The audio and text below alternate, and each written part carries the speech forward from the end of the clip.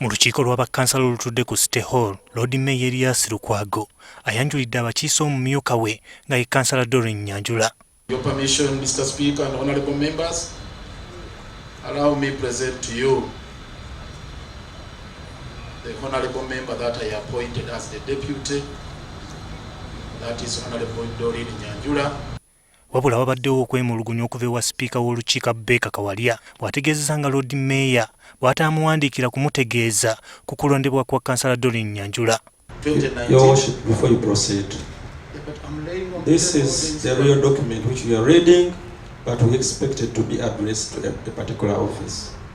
That is how we've been moving, and we expected to receive a document which is addressed to someone's office, whether to councillors or office of the Speaker. Mr. Speaker, there is nowhere it's indicated in the law,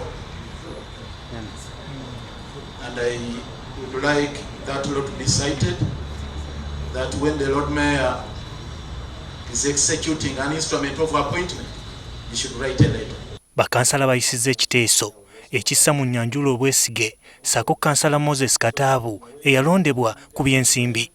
I stand to move a motion that we close the debate of our members, then we give a chance to the Lord Mayor to present the Deputy Lord Mayor. I stand to move a motion, Honorable Nyanjura Doreen be approved in this council as the Deputy Lord Mayor.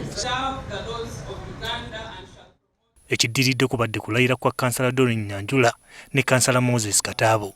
Nyanjula ayambaziddwa omudaali ssaako ganduula y'obumyuka bwa loodi Meeya.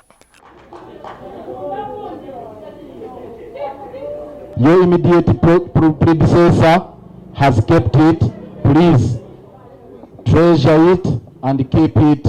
Akwasiddwa ebisumuluzo bya wofiisi y'omumyuka wa loodi Meeya. Hajjat Sarah Kanyike abadde mu kifo kino asiimye okulondebwa kwa Nyanjula era n'ategeeza nga bwanyuse ebyobufuzi. I want to take this opportunity formally to inform you that I'm retiring from active politics. And I'm taking on a new journey of serving the people of Kampala, of serving the people of Uganda on the technical side.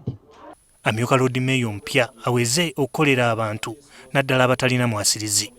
Ate nga nkimanyi mweno category mulimu abantu abasinga abali vulnerable oba abo abasinga okubonabona. Awe muli street children, we muli abakyala, ate current tukimanyi mbu abaana bava ku streets babakumira ku ssomero limu mu Kampala. So nze ndowooza okubeera ku street tekitegeeza mbu obulamu bukomye. Agamba nti ekyokubeera n'emyaka emito tekijja kumulemesa kuweereza abantu mu kibuga era ng'ategeezezza nga Pulezidenti Museveni naye bw'atayinza kumulemesa bigendererwa bye. Mpozi n'okwapiiringa ewa Mama Museveni, KCCA alekeraawo gifuula launching pad ey'okutambuza ebyobufuzi bwe. Alekeraawo okujja wano ate n'atukaka bye tutalina okukola. Waliwo abasabye obwerufu naddala kwaweereddwa omulimu gw'okulondoola ssente eziyingizibwa mu kitongole ki KCCA. Bw'oba okola osobola okusetinga n'oteekawo omusingi omulala yenna anajja kwanakola ki naawe oba okoze.